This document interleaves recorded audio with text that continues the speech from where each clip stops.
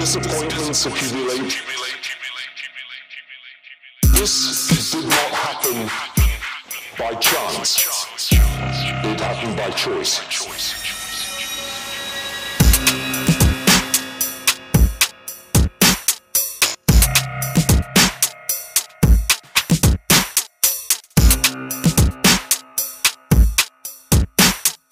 Pay the price.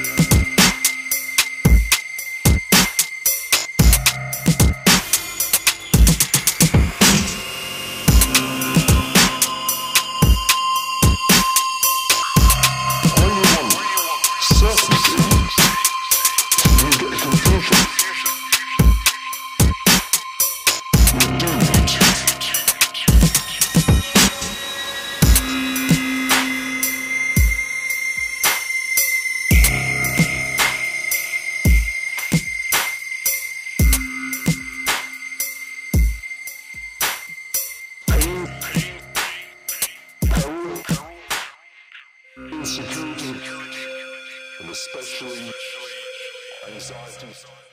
When I was Prime Minister, I still am, of Britain, its future, and Labour government. I want to win a fourth term. Provided we take the right decisions, imbued with the right closed minds. Strange as it may seem, the financial crisis does diminish optimism. The way we're coming through the crisis reinforces it. And this did not happen by chance. It happened by choice. If you think back 18 months, think back to the collapse of September 2008 and where the world was poised on the brink of catastrophe.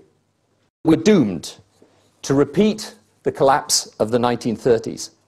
Britain, like all other major nations, was hit hard by the crisis. In a deluge such as this, no one escapes. The world economy is now similarly poised for catastrophe. Now, it will mean adjustments all around the globe, here and elsewhere, deficits, pain, peril, insecurity, and especially anxiety, and Gordon Brown supplied it. See the fear. Disappointments accumulate. The public becomes less inclined to give the benefit of the doubt. The call for a time to change becomes easier to make. The prospect of change becomes more attractive. Time for a change. It's actually the most vacuous political slogan in politics.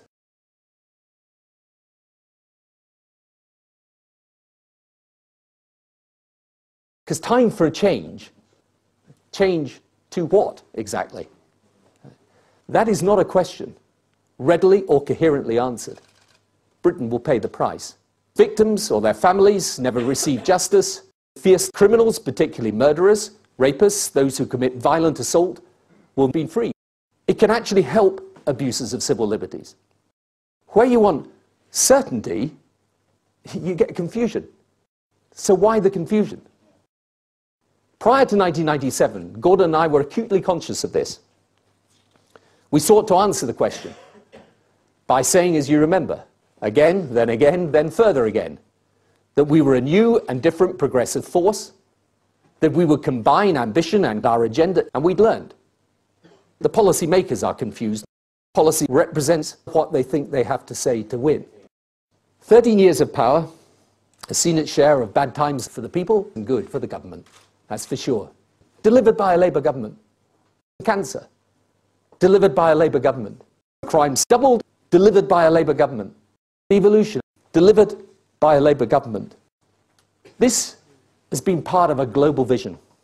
When Gordon sought to bring the world together to act in the financial crisis, it came naturally, because he understands it. Which leads me back to the central point of the election. I want a future fair for a government.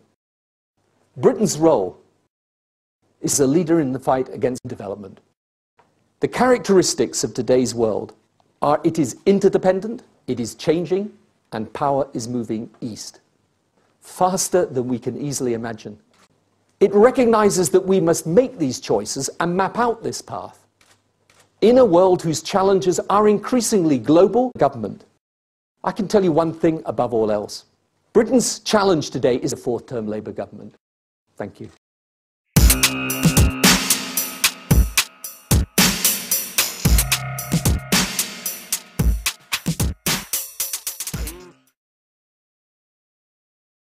Where's the money coming from? Money you know you've got. Spend £6.5 billion. Spend money, spend.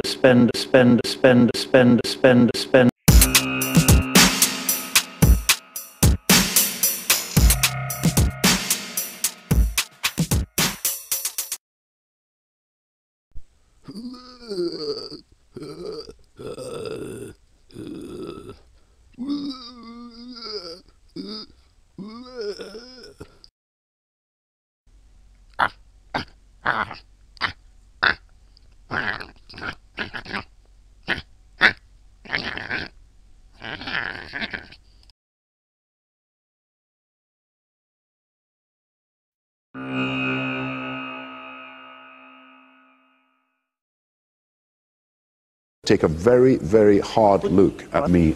Nobody judge me on what I do. You have got to assure yourself, as a Prime Minister, that telling the truth is not important. We do everything in our power to protect the most difficult global financial recession the world has seen. We led the recession. We give the go-ahead for it to happen.